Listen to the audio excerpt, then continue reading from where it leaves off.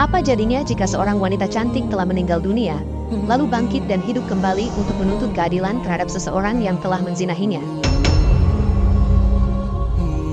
Kisah tersebut bukanlah sebuah alur film atau kisah fiktif belaka. Namun, berdasarkan sebuah riwayat, peristiwa ini pernah terjadi pada masa Rasulullah. Bagaimana kelanjutan kisahnya? Nonton video ini sampai habis agar tidak sesat. Alkisah, di kota Madinah hiduplah seorang pemuda yang bekerja sebagai penggali kubur. Selain menggali kubur bagi warga yang meninggal, dia juga kerap mencuri barang-barang berharga yang dikuburkan bersama jenazah. Pencurian ini dilakukan ketika keluarga jenazah sudah meninggalkan pemakaman. Setelah kuburan ditutup, dia menggali kembali untuk mengambil barang-barang berharga, bahkan kain kafan jika dirasa bernilai.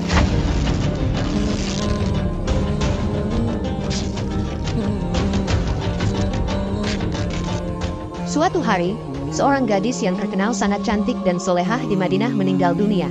Kecantikannya begitu memikat, hingga banyak pria tergila-gila padanya. Ketika gadis ini dimakamkan, si penggali kubur memulai aksinya. Saat suasana sudah sepi, dia menggali kembali kuburan gadis itu. Pertama-tama, dia mengambil kain kafannya. Namun, ketika melihat wajah dan tubuh gadis itu yang begitu cantik, dia tergoda.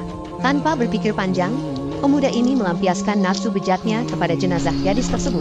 Setelah itu, pemuda ini menutup kembali kuburan dan pulang ke rumah dengan perasaan gelisah.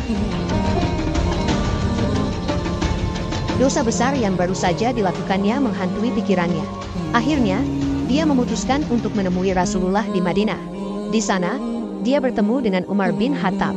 Dengan hati-hati, dia bertanya kepada Umar, "Apa pendapatmu jika seseorang berzina?" Umar menjawab dengan tegas, "Jika sudah menikah, dia harus dirajam sampai mati. Jika belum menikah, maka akan dicambuk sehabis kali dan diusir dari kampung selama 1 tahun."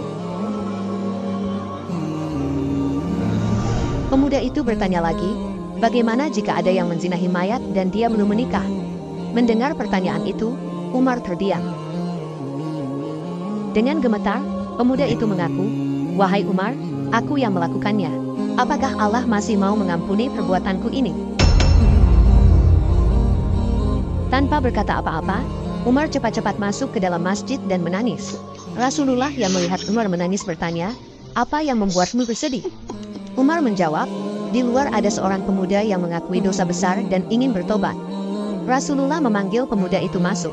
Melihat pemuda tersebut menangis terseduh-seduh, Rasulullah bertanya, "Wahai anak muda, kenapa engkau menangis?"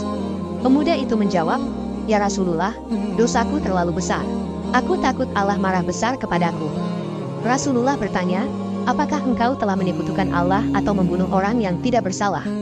Pemuda itu menjawab, "Tidak, ya Rasul, aku tidak pernah melakukan kedua hal itu."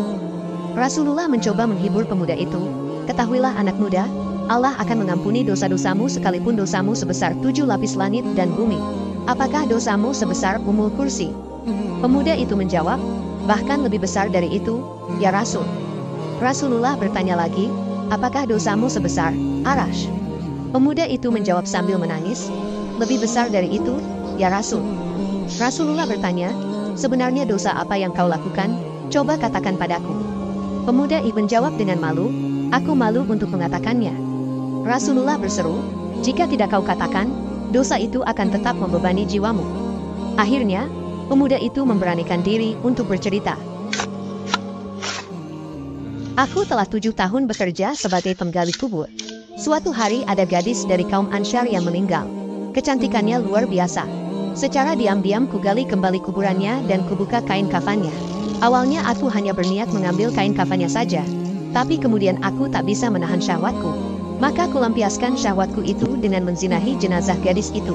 Setelah itu, kutinggalkan mayat itu begitu saja.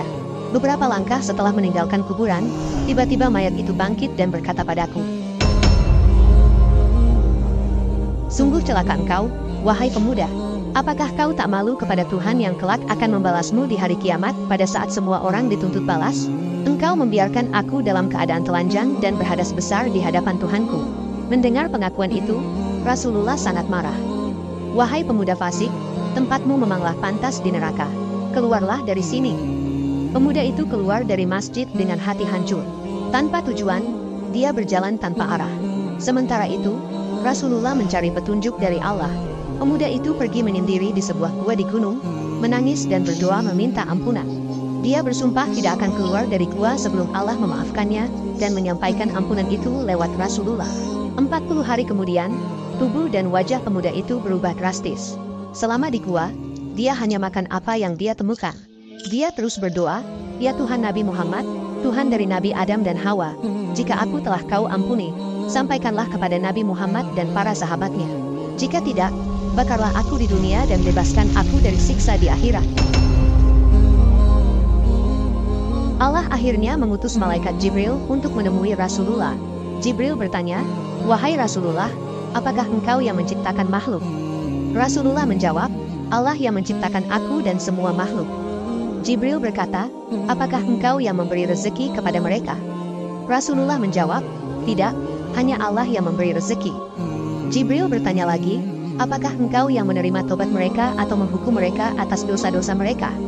Rasulullah menjawab, "Maha suci Allah yang maha memberi pengampunan."